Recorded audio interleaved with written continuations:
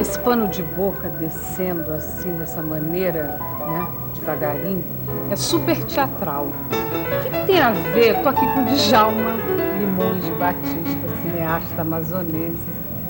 Está fazendo um filme maravilhoso aqui. Filme no Amazonas, até que enfim, né? Cheguei, não estou em Manaus ainda. Estou em Manaus, já estou fazendo no Teatro Amazonas. Então eu quero saber, Djalma, eu nunca fiz cinema. Tem alguma coisa a ver teatro com cinema?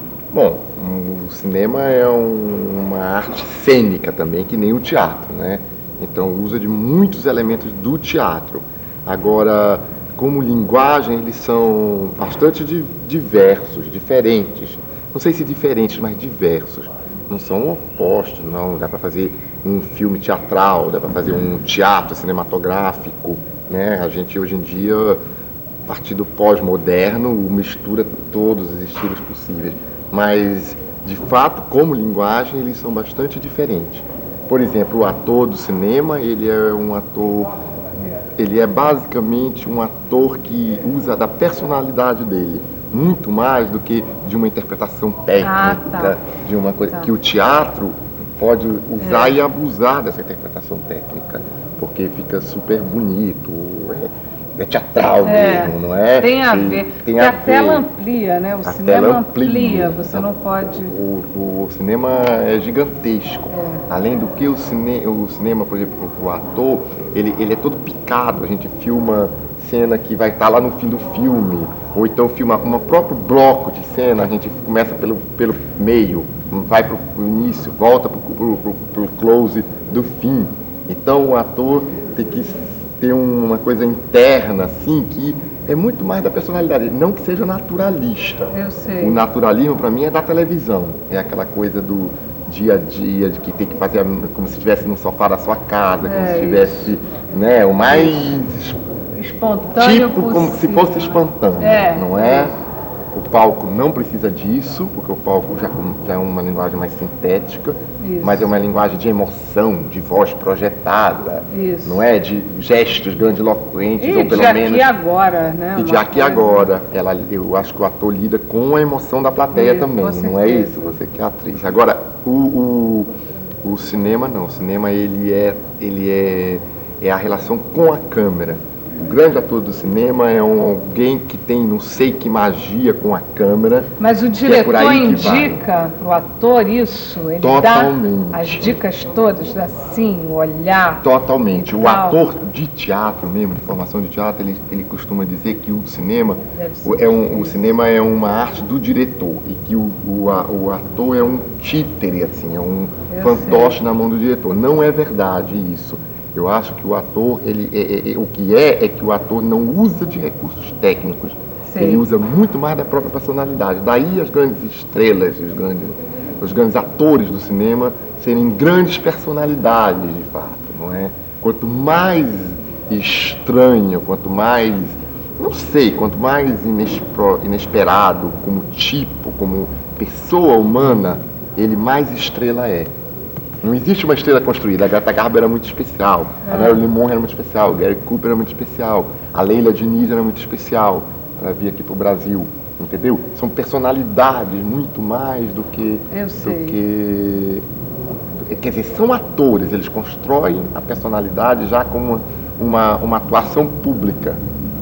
É uma extensão da personalidade dele, entendeu? Mas é construída, a gente sabe, conhece bem os atores, sabe que é trabalhado, não é? Agora eu vou voltar porque o Djalma é amazonense, mas ele saiu há um tempo já daqui de Manaus. E foi aí que começou a tua paixão pelo cinema ou foi aqui? Não, minha paixão do cinema é totalmente amazônica.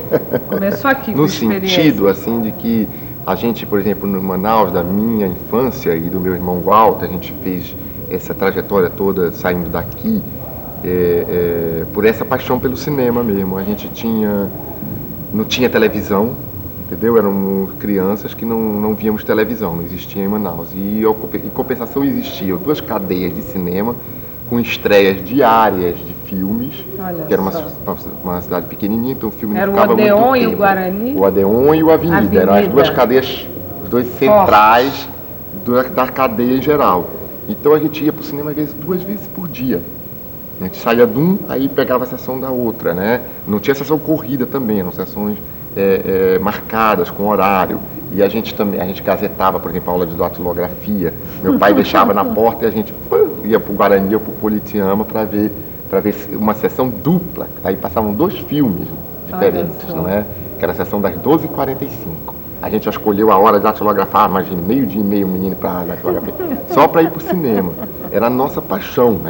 De certa maneira, Manaus era uma cidade cercada de selva por todos os lados, com uma cultura, diga-se de passagem, cosmopolita, porque é a cultura da formação de Manaus da borracha. Exato. Entendeu? Eu gostaria que era português, europeu, acho que as pessoas deviam situar bem Manaus, né? E a gente tinha esse contexto muito culto, entendeu? E agora, por outro lado, se a gente lia muito, a literatura tinha uma base em tudo isso, ela também, o cinema era de fato a janela para o mundo. O cinema era uma modernidade na cabeça da gente. A gente era fascinado por cinema.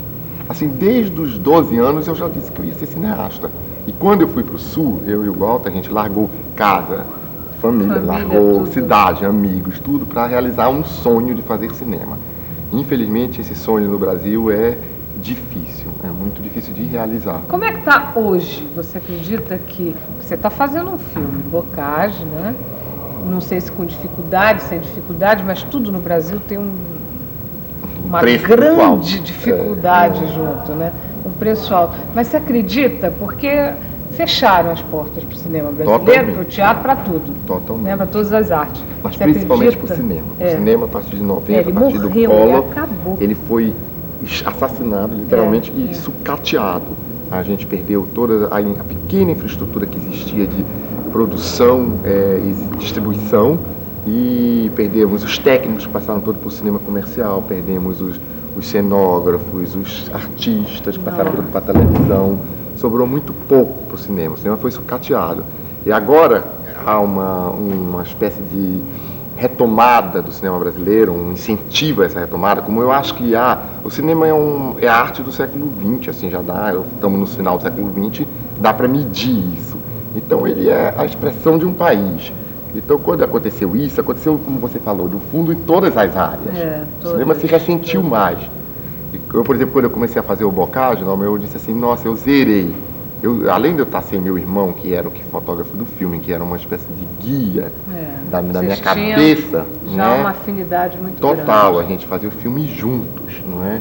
Eu, além de ter perdido essa lanterna mágica da minha vida, eu ainda tinha perdido todo o resto de termos de infraestrutura de cinema. Eu estou me sentindo começando do zero, o que eu acho ótimo também. Eu zerei, não quis trabalhar com um ator conhecido, não quis fazer nada semelhante ao que eu havia feito antes, sabe? E estou fazendo uma experiência que eu acho deslumbrante. Esse roteiro é teu? Esse roteiro é meu e do Walter, do meu irmão. Já existia esse roteiro? Desde 90, desde 89. E sempre tem Manaus, né, Djalma? Sempre tem Manaus. Essa paixão é fantástica. Como é que O Asa Branca e o Brasa Adormecida tinham o Brasa Adormecida era para ser passado inteiro em Manaus. O Asa Branca tinha a primeira parte do filme que era passado em Manaus, mas a gente nunca conseguiu chegar aqui, porque é muito difícil. Longe. Eu agora tenho assim, esse prazer imenso de estar inaugurando com este filme o Polo Cinematográfico do Amazonas. Ai, que bom. Através dessa uma criação do Joaquim Marinho, que sempre foi um louco por cinema também, não é? E apoiado pelo governador amazonino Mendes, por pessoas já da iniciativa privada, o Ariaú Tower, através do Rita Bernardino, nos deu o maior suporte de infraestrutura para filmar na selva. Filmaram lá, né? Filmamos na selva o tempo inteiro, lindo de morrer lá. Filmamos no Encontro das Águas, com apoio também da Força Aérea, entendeu? Que nos emprestou um helicóptero. Então, assim, de repente, está aparecendo aqui e no resto do Brasil um suporte para o cinema brasileiro, uma vontade do público também de ver filme brasileiro, da mídia de divulgar o cinema brasileiro, porque a mídia também fez parte desse processo destrutivo do cinema brasileiro. Não é só o governo Collor nem nada, era uma coisa que vinha de um longo tempo.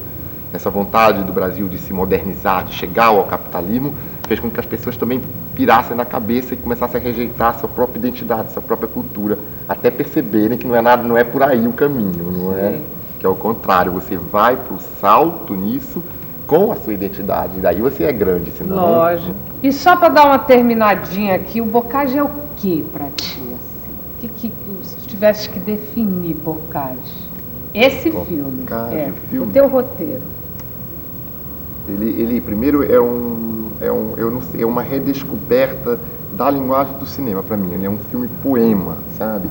Eu estou fazendo assim um delírio mesmo poético, sabe? Mas tu tem sempre essa linguagem no teu filme. Eu tenho já. Que eu acho linda. É verdade. E um pouco assim, o que eu acho, eu quero mesmo exacerbar a sexualidade brasileira, a sexualidade que a cultura ibérica deixou no Brasil. E o Bocage é um mito do poeta libertário do século XVIII. E eu acho que isso trouxe para o Brasil, apesar de ter vindo junto à Contra-Reforma, de ter vindo toda uma cultura defasada com o resto do mundo, os portugueses trouxeram para o Brasil uma coisa que é a marca maior da identidade do povo brasileiro, que é a miscigenação de raças. A gente não tem assim nenhum pudor de se mostrar índio, negro, mestiço, especialmente porque a população do Brasil é mestiça. E eu acho isso assim fantástico. A força motriz do século XXI para o Brasil. Então eu vou louvar essa característica através desse poeta. Um poeta atormentado, um poeta profundamente católico, profundamente humanista, que conhece bem o iluminismo também do século XVIII. Então ele é a mistura de tudo, ele é contraditório. E ele que canta saudade pela primeira vez, conta esses sentimentos exacerbados de paixão nos sonetos. Então o filme é isso, sobre isso. Arrasou, um beijo. Olha, eu quero fazer filme com ele, viu, gente? Sim, mas você tá no... Eu quis te botar com a barriguinha quando você não quis. A gente vai ver cenas aqui que ele está gravando. Nós temos, não esqueça que também no Amazonas tem vários cineastas, inclusive seu marido. Então eu espero que agora todos façam um filme, não é possível. Eu acho que um governador que financia um longa-metragem por ano, que fosse, ele gastaria muito menos do que qualquer publicidade paga e ele teria repercussão muito maior e para a eternidade. Você vê, o Carlos Lacerda é desculpado de tudo por ter financiado o Cinema Novo no início. O Cinema Novo é todo da carteira que ele fez do CAIC, para fomentar a indústria de cinema. Deus te ouça e que o governante ouça, e o Joaquim Marinho com certeza já ouviu.